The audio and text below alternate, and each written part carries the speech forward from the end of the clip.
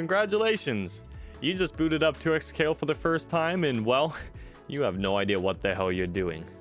That's okay. You don't need to worry about a single thing, because that is what today's topic and video is going to be about. This video is going to be on the topic of my 3 main tips to get started in 2xKale. The biggest struggle I feel that most people have, whether it be veterans of the fighting game genre or people who have probably never picked up a fighting game or just haven't done it in a long time, the first tip I would suggest, and probably in my opinion the most important one, is really just to get in and play and have fun. And how you can do that is done by using pulse mode. So pulse mode in 2xKale is essentially a auto combo, easy mode, just push buttons and everything works setting that you turn on while you are either in the character select screen, or you can turn it on in the settings.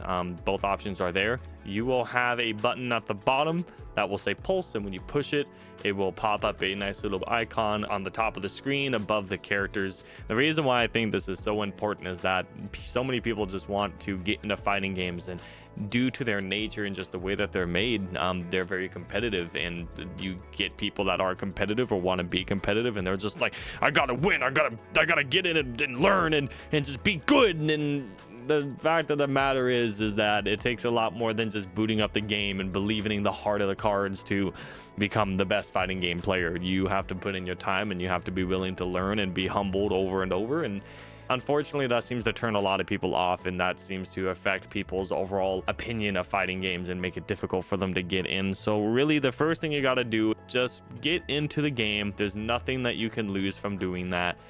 If you can grab a friend, it's a lot more fun to do it with a friend if you can. Just both of you guys go in, turn on pulse mode, go and do some matches against each other, and just have a good time. Because if you can immediately start to enjoy the game, then you can be more interested, or you might be more inclined to learn more and want to get more in depth with it. Which actually leads me to tip number 2. And that is going into the learning hub. For anyone who just hasn't played a fighting game ever before, especially if you haven't played 2xKale before, it's just going to be so beneficial, because in the learning hub, it gives you the ability to unlock extra fuses, and these fuses allow you to do new things, and you have access to new capabilities with your team. And on top of that, you have those combo trials and advanced trials. So once you're kind of done utilizing pulse mode, at some point you will want to stray away from using pulse mode, just because it is more of a crutch to learn the game and make it easier for beginners. But for anyone who is interested in taking the game a little more seriously, then it is important to actually learn how to play the game with the buttons designed to do what they're meant to do when pushed properly. You get some other cosmetics and stuff, which is pretty cool. So it just gives you some incentive to want to learn, get a better understanding of how the game works, get access to these other mechanics, learn how your characters work through combo trials.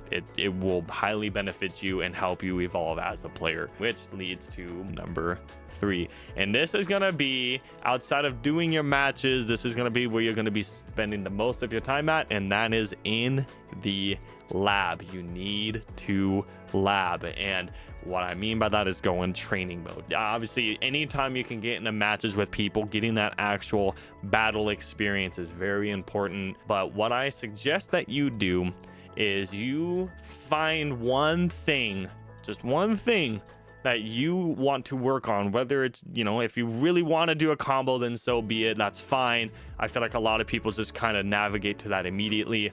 But if you want to work on your defense, or if you want to work on your Oki options, which is your pressure when your opponent is waking up from a knockdown off the ground, setups, or feeling more comfortable in a certain situation against a specific character, whatever it may be, practice that one thing. And once you feel comfortable in training mode, then go into a match. Your main and only purpose in that match is to succeed doing that one thing at least once, right? Or as many times as you possibly can. And the purpose of this is so you can start training your muscle memory and training your reactions in a high tense, high speed, non-controlled environment like a training room would be, with a bot just sitting there letting you do it.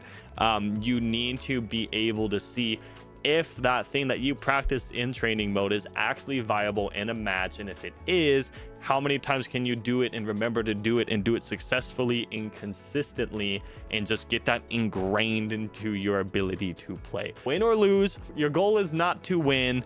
If you win, great, but if you lose, it doesn't matter. If you actually successfully perform the thing you practiced in the lab in an actual match, that is when you win. And then once you've done that and you feel comfortable with it, and it's something that you can do consistently all the time with no problems, go right back to the lab, learn something else, and add that to your repertoire. Just continue to stack these building blocks on your skill with your character as a player, and go back into a match, and then now try to do both things that you've practiced. And who knows, maybe you might figure out a better version of the first thing you practiced and learned, and then relearn that. I know it's just 3 tips. I know it's not a lot, but I do feel that at least with just getting into the game and just enjoying yourself and, you know, understanding the process of how one gets better, these are the most important things that I could just think of. Please, if you guys have any other ideas, or if you think I glossed over anything, or if you want me to go into more detail about any one thing specific,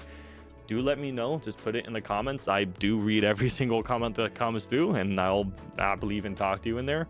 And if this video was helpful, or if you liked it, give it a like. Share it with other people that are probably getting into the game. I have plans for many other videos coming out, so stay tuned for that. But until next time.